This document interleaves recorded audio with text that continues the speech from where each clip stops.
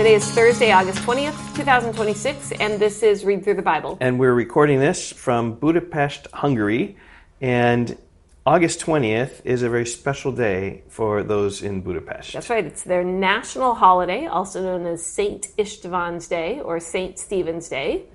And he was the first king of Hungary, crowned in 1000 AD. Right, so that's what the holiday celebrates. It's a bit like our 4th of July. It's sort of like Yeah. an Independence Day. So with that comes a bunch of fireworks. We're anticipating watching a laser show, light show at night, with some drones.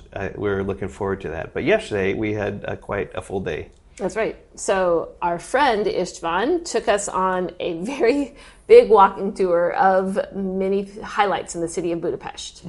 And we had a wonderful day. A big Yes. day, but it was great. Yeah, we saw a bunch of statues, learned a bit of a history of Hungary. Also saw some cathedrals and churches. Yeah, the biggest one was Saint Istvan's Basilica. Yeah, Beautiful, beautiful church. yeah, it was amazing.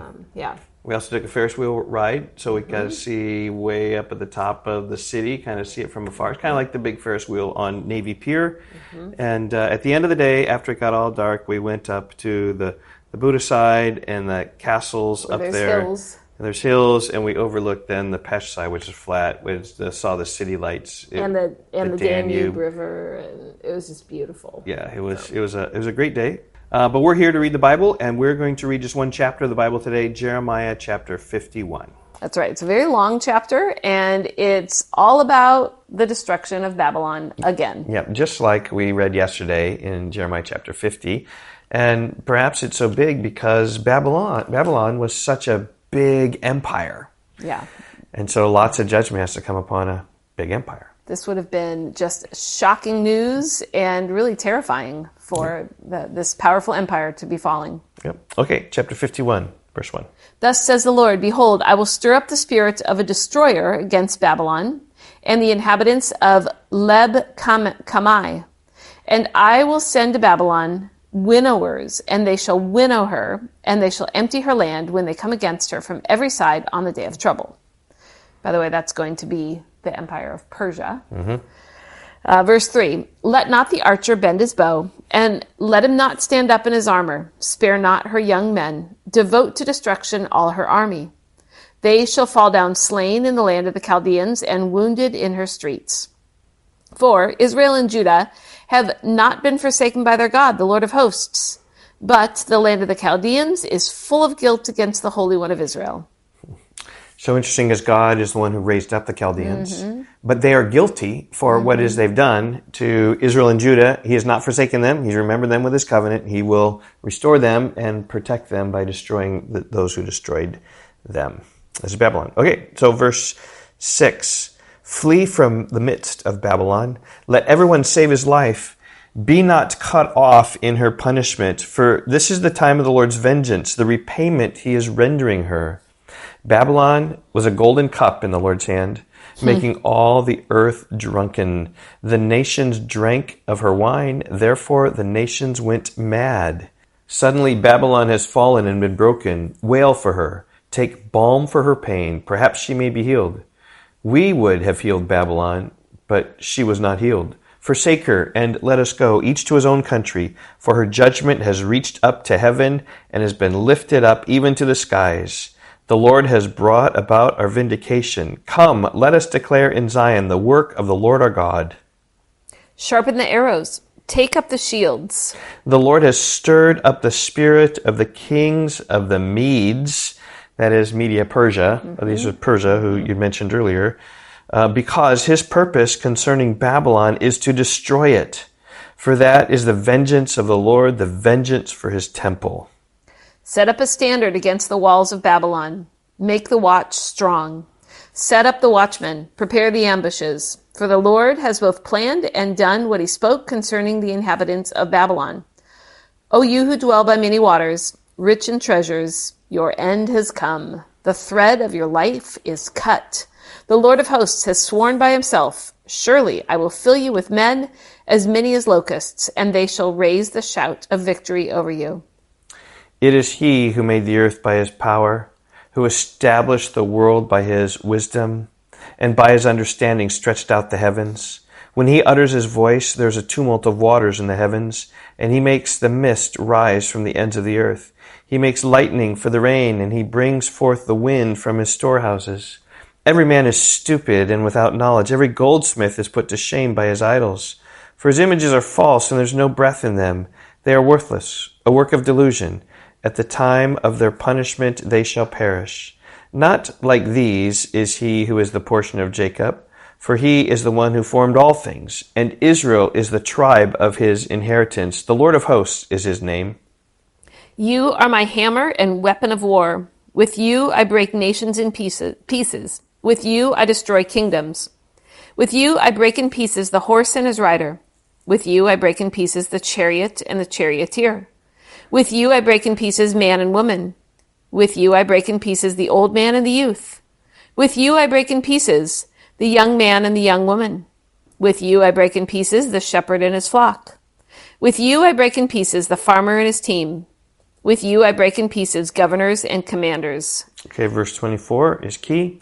I will repay Babylon and all the inhabitants of Chaldea before your very eyes for all the evil that they have done in Zion, declares the Lord. Maybe that might be a good summary verse. But there's another. Verse 55 might be a good summary verse as well. We'll get to that one. Now, verse 25. Behold, I am against you, O destroying mountain, declares the Lord, which destroys the whole earth. I will stretch out my hand against you and roll you down from the crags and make you a burnt mountain. No stone shall be taken from you for a corner, and no stone for a foundation. But you shall be a perpetual waste, declares the Lord. Set up a standard on the earth. Blow the trumpet among the nations. Prepare the nations for war against her. Summon against her the kingdoms, Ararat, Minni, and Ashkenaz. Appoint a marshal against her. Bring up horses like bristling locusts. Prepare the nations for war against her, the kings of the Medes with their governors and deputies, and every land under their dominion. The land trembles and writhes in pain, for the Lord's purposes against Babylon stand, to make the land of Babylon a desolation without inhabitant. The warriors of Babylon have ceased fighting. They remain in their strongholds. Their strength has failed. They have become women. You know, this has been several times of talking just about the peoples being laid waste and becoming women, just meaning like the picture of becoming weaker. Yeah. But it takes on a new meaning in our culture today about becoming women. Anyway, but that was not even, trans was not even thought of, like even a possibility at all. Her dwellings are on fire, her bars are broken. One runner runs to meet another, and one messenger to meet another, to tell the king of Babylon that his city is taken on every side. The fords have been seized, the marshes are burned with fire, and the soldiers are in panic. For thus says the Lord of hosts, the God of Israel, the daughter of Babylon is like a threshing floor at the time when it is trodden, yet in a little while, and the time of her harvest will come. Nebuchadnezzar, the king of Babylon, has devoured me. He has crushed me. He made me an empty vessel. He swallowed me like a monster. He has filled its stomach with my delicacies. He has rinsed me out. The violence done to me and my kinsmen be upon Babylon. Let the inhabitant of Zion say, my blood be upon the inhabitants of Chaldea. Let Jerusalem say, therefore thus says the Lord. Behold, I will plead your cause and take vengeance for you. I will dry up her sea and make her fountain dry. And Babylon shall become a heap of ruins, the haunt of jackals, a horror and a hissing without inhabitant. That may be a good summary verse for you as well. Babylon shall be a heap of ruins, verse 37. Okay, verse 38. They shall roar together like lions. They shall growl like lions' cubs. While they are inflamed, I will prepare them a feast and make them drunk, that they may become merry. Then sleep a perpetual sleep, and not wake, declares the Lord. I will bring them down like lambs to the slaughter, like rams and male goats. Verse 41, how Babylon is taken, the praise of the whole earth seized. How Babylon has become a horror among the nations. The sea has come up on Babylon. She is covered with its tumultuous waves. Her cities have become a horror, a land of drought and a desert, a land in which no one dwells, and through which no son of man passes. And I will punish Bel in Babylon, and take out of his mouth what he has swallowed. The nations shall no longer flow to him. The wall of Babylon has fallen. Go out of the midst of her, my people. Let everyone save his life from the fierce anger of the Lord. Let not your heart faint, and be not fearful at the report heard in the land, when a report comes in 1 year, and afterward a report in another year, and violence is in the land, and ruler is against ruler. Therefore, behold, the days are coming when I will punish the images of Babylon. Her whole land shall be put to shame, and all her slain shall fall in the midst of her. Then the heavens and the earth and all that is in them shall sing for joy over Babylon. For the destroyer shall come against them out of the north, declares the Lord. Babylon must fall for the slain of Israel, just as for Babylon have fallen the slain of all the earth. Just to love the picture there, verse 49. Babylon must fall for the slain of Israel. Like they were the instrument that destroyed Israel and Judah, and God says, vengeance is going to come against you because of the evil you did to my people. Yeah.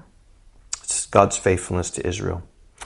Verse 50, you who have escaped from the sword, go, do not stand still. Remember the Lord from far away, and let Jerusalem come into your mind. We are put to shame, for we have heard reproach. Dishonor has covered our face. For foreigners have come into the holy places of the Lord's house. Therefore, behold, the days are coming, declares the Lord, when I will execute judgment upon her images. And through all her land the wounded shall groan. Though Babylon should mount up to heaven, and though she should fortify her strong height, yet destroyers would come from me against her, declares the Lord. A voice, a cry from Babylon, the noise of great destruction from the land of the Chaldeans. For the Lord is laying Babylon waste and stilling her mighty voice. Their waves roar like many waters. The noise of their voice is raised. For a destroyer has come upon her, upon Babylon. Her warriors are taken, their bows are broken in pieces. For the Lord is a God of recompense. He will surely repay. I will make drunk her officials and her wise men, her governors, her commanders, and her warriors. They shall sleep a perpetual sleep and not wake, declares the King, whose name is the Lord of hosts. Verse 58, thus says the Lord of hosts, the broad wall of Babylon shall be leveled to the ground, and her high gates shall be burned with fire. The peoples labor for nothing, and the nations weary themselves only for fire. The word that Jeremiah the prophet commanded Seraiah the son of Neriah, the son of Maaseiah, when he went with Zedekiah, king of Judah, to Babylon, in the 4th year of his reign. Seraiah was the quartermaster. Jeremiah wrote in a book all the disaster that should come upon Babylon, all these words that are written concerning Babylon. All these words, that's chapter 50 and 51, particularly.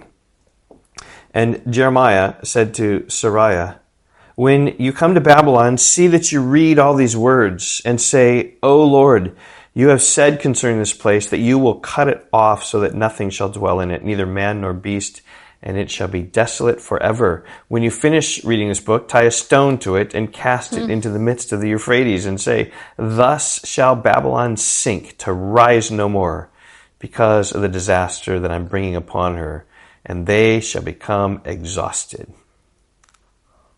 Thus far are the words of Jeremiah. Okay, I mean, pretty simple, like in many ways, just this is talking about the ultimate doom of Babylon. I think you see that with finality. Verse 64, thus shall Babylon sink to rise no more, which should help you. Again, I just mentioned Revelation chapter 18, which says fallen, fallen is Babylon, just even in the future. Like this Babylonian empire has been such a picture of just dominating world strength, that whatever it means in Revelation 18, it's a Babylonian-ish-like nation. Okay, we will see you tomorrow. Bye-bye. Goodbye.